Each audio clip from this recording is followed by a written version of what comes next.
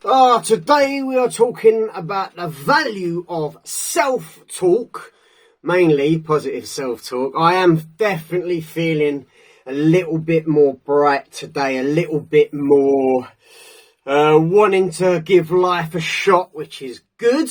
And I think that is as a result of some self-talk from yesterday and really like last night in my sleep and this morning kind of waking up. And it became more humorous. So obviously value of humour coming up. And I'm kind of rethinking how I go about doing these videos, mainly because my cousin was talking about the whole title thing. And so it will be the value of, but not necessarily solely focused on that. So there, you know, like, as I say, self-talk today will include bits of humour in this, that and the other. Of course, and as is with life maths, all of these things combined. It's not one thing or that thing or this, it's all of the things. It's one giant equation, and like I've been trying to do for many years, trying to distill it down, kind of like Stephen Hawking did, was trying to do. I think I've said this before as well, but trying to distill it down in not a mathematical formula per se with all the x's and the squares and the pies and the brackets and the things and the stuffs, and you know what I'm talking about. In more of a everyday, how can we apply it? So definitely 100% stand by this. Balance is key. Balance is key. It's key to living. Yeah, too much of anything or not enough of anything will kill you. It's that simple. Okay, poison is in the dose. Time is everything. Timing. And I'd say balance is key. Timing is everything. But timing, same thing. Okay, balance is key. Timing is everything.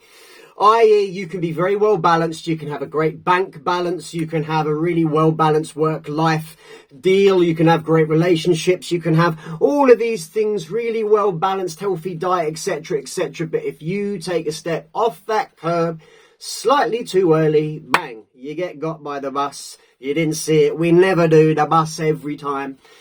So that is the concept of timing. And timing is all we have. Time is all we have on this earth. Okay. So self-talk,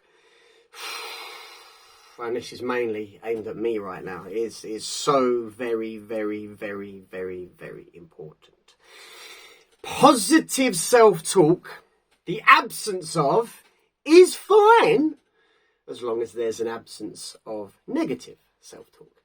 But the more negative your self-talk and the more frequent, then the more frequent and the more positive your self-talk on the flip, because it has to be balanced. Balance is key. And this is, I think, in one way that I do really well, and in another way that it's still fucking terrible. It's terrible, the fact that I swing wildly from pillar to post. It's terrible, the fact that I am really wildly happy one day and then just the darkness descends. I think it was used the other day and this morning, just was making my bed. I thought, oh, the mist feels like it's lifting. It's weird that we use these kind of phrases. It's this intangible, I can't quite grab it, describe it, quantify it. Just this darkness is closed in around my life and nothing looks bright. There's just no joy. There's just no joy to be had, like I said yesterday. And no humour breaks through. And I listen to so much stand-up comedy. Pretty much all the stuff I observe on any platform that I'm on is comedy shows, comedy films, comedy skits, comedy stand-up, just comedy. Because I'm so bummed out so much of the time. And again, it's nobody's fault. I'm not mad at anyone. I'm just fucking sad. I'm really upset and sad and depressed. People think they know what depression is. Depression's like a whole thing. People are just a little bit sad. And I would argue, sometimes I'm just a bit sad. I'm a bit too sad, but I'm just a bit sad. That's what it kind of comes down to. You know, and then obviously a bit too sad, a bit too often, that then really affects your behaviour. Not your mood, your behaviour, and then your chronic behaviour. That's depression. It's a whole different thing. Anyway, I digress. So I fell into, I don't even know what it was that led me there. No doubt it was this kind of back pain, shoulder pain, spinal aggravation. It's not the end of the world. It's not the worst pain I've felt. It's certainly not the worst situation I've been in. But if you're already in not a good space and then something else just interrupts, especially for me, my exercise flow, it was already interrupted, so I can't blame it entirely on this. But when it interrupts that and then makes exercise, like, I already struggle to do it anyway. I do it and I feel better once I've done it, or maybe halfway through doing it, most of the time. But then when I feel like my body's in such a state that if I even engage in it, it's only going to make me worse, and I've been there before, and wisdom is witch, like I've said before, then I don't, and I opt out of the thing, and I am almost instantly in a bad mood, and so I opt out of anything out of the house because my mood is such that, and then my self-talk is just horrendous. It's like I said, I think maybe yesterday, I don't snowball, I avalanche. And I pile on top of me, hello, behave, so much. I pile on top of myself. And then there's the coach me in there. I'm just going to move this because I have a feeling my elbows are going to go again. There's coach me in there trying to, shout from the corner. Bob, weave, duck, jab, uppercut, all the rest of it. Yeah, come on, son. Not wanting to throw in the towel. And then there's me in the ring just getting hammered. Yeah, absolutely battered and bruised. And I have to laugh, and today I can. And I think last night, more and more little bits of humour. I went to sleep on the couch just watching comedy. And it is that idea of, come on, man, you've got to laugh at yourself. Something here's just got to be funny. There's something that's funny.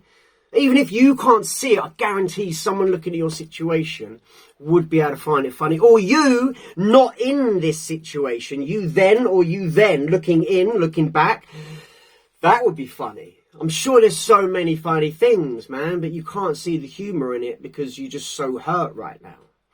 And you're so down right now. And you can't actually see any light. So how could there be any humour? There's kind of nothing to see. You just feel shit. And then my self-talk is really shit. And then as I say, that kind of coach me versus the me, the kid. I always call it kid me, child me, kind of here and now me, the one that's struggling, suffering.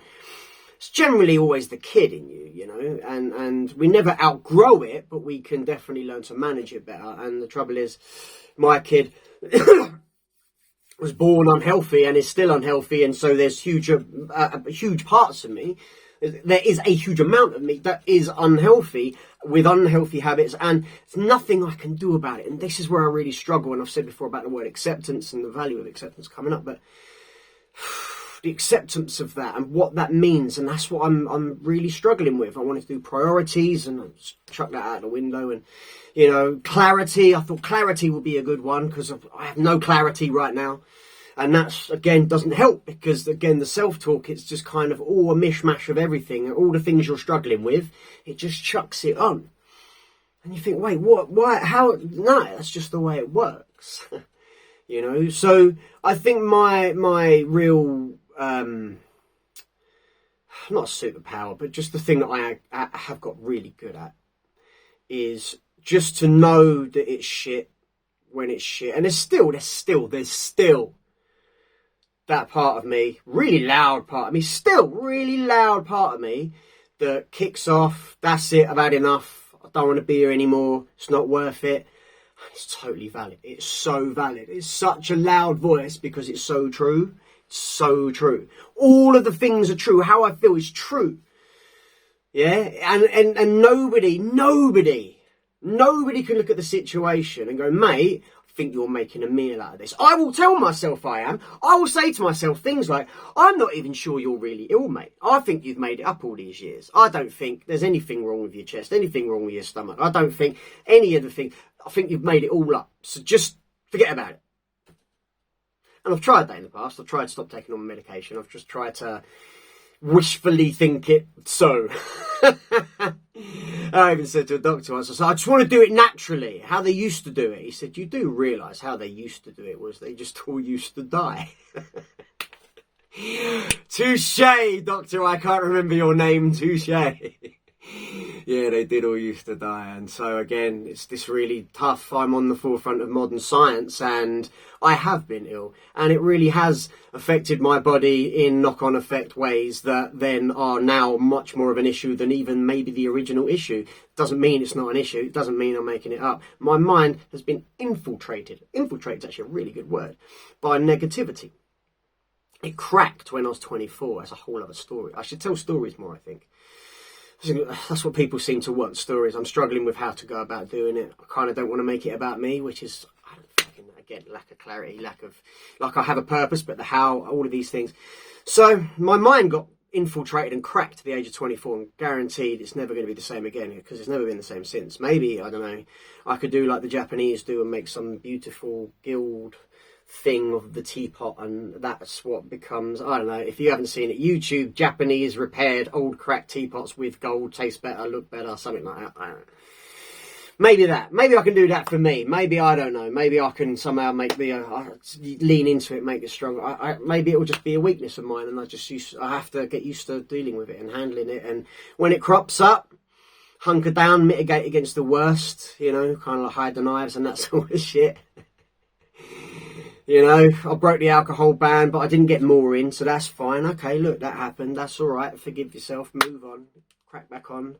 You know, I kind of stopped the videos for a day, but I didn't because it was a bank holiday, so I could just say. So I was having a lovely bank holiday like everyone else was. I wasn't, but let's just say I was. You know, this kind of stuff's on my mind 24/7. 24/7. Like I said yesterday, I'm just investing at the moment. And I'm living off of pittance as far as not like actual financial. I'm doing all right, as I say. I've got food in the cupboard, I've got fuel in the car, I've got heating, I've got a roof, I've got a garden, you know, in that way. But in terms of what I get from life, the richness of life right now, just really, really, really hard. And it has been for years. And I know it sounds like real kind of my diamond shoes are too tight and my wallet's too small for my 50s kind of problems. In many respects, the idea of, I haven't had a proper holiday for many, many years. Like, mate, come on. And I fully get that. And I do feel the same way. I'm like, mate, come on. But it's not so much the holiday, it's more the mental and physical break from just existing. And you know, that's what I'd always struggle with the most. It's the doctors could clock out at the end of the day. The nurses could clock. I could be a difficult patient to deal with. You know, I could be a bit of a problem and stuff if you don't deal with me in the right way. But at the same time, they could always just call in sick. They can go home. They can quit. They can switch jobs if it's that bad. If it's that bad, I can never do that. I can't just clock out from being me. I've tried. You know, traveled the world. Traveled the world with this idea of escaping myself and this idea of escaping this voice in my head, this self-talk that's so negative. It's impossible. Wherever you go, there you are. Whatever mirror you look in, it's you staring back at you. You know, it's a weird thing. So like I say, for me, it's balanced in the way that my self-talk, my child talk, my insecure me, my throw the toys out of the pram, emotional me, just fucking kicks off, man. And Coach Me is very, very good. Coach Me is pretty calm, pretty realistic. Kind of lets him just now and kick and scream, do things like, right, you done? Good. You all burnt out your energy? Cool. Crack it back on again. You know, and I do think that's why it's 60-40, like I said the other day, in terms of positivity versus negativity. I do think long term I am getting there. It's just a real struggle when I don't like it. And I think that's what it is. You know, I had such a time just pushing on, kicking and screaming and like dragging myself through. Like, I don't care, mate. We're going to live. We're going to live. We're going to live. We're going to live. We're going to live. We're going to do everything we fucking have to do. We're going to live. And now here I am alive. And I'm thinking, why? What was the point? I'm exhausted. I don't fucking care. I care so much. But I'm not sure what I care about.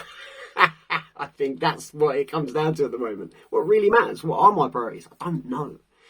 My health, yeah, but my life, no. Well, how does that? I don't know, mate. Self-talk. Kind of hate myself. But I fucking love myself. I'm so proud of myself. I'm a piece of shit. What? And that all day long. Bipolar as fuck, mate. And again, I don't know. I've never been tested for that or schizophrenia or anything like this. My whole thing has just been my lungs, my stomach, you know. And then these just things kind of go by the wayside, and whether or not they are there, kind of genetic possibilities that get awakened by extreme stressful circumstances, or whether or not I can exhibit these just symptoms or behaviours, and that also can happen as a result of this. It doesn't have to be there. I don't know. All I know is it's in my head and I really struggle to deal with it. Self-talk's very, very important. So, look, I'm not even going to give you any advice. I'm not even going to say, you should do this, you should do that. And I think it's becoming more and more abundantly clear, I ain't got anything sorted out or anything figured out. I don't know shit. All the stuff I do on piano is just improvised and made up on the spot. If you haven't checked it out, check out some of the shorts for some piano. Some of it's real good. Some of it I surprised myself. I'm like, yeah, man, check me out. And other times I'm like, mate, you're just stuck. It's all a load of shit. It's all a load of bollocks. It's a load of rubbish. You're not going anywhere with it. What's the point? You might as well give up. And all I do is allow it and keep going anyway. So that's what I'm going to do today. Whatever struggles you're going through, well, number one, the best way over your struggles right now is like. Subscribe if you haven't done so already. Leave a little comment, man. As I say, I want to build a little community. I just don't want to feel like the only one who's struggling. I think maybe that's what it is. So, otherwise, get outside, enjoy some sunshine if it's there, touch some grass if it's there, and have a good day.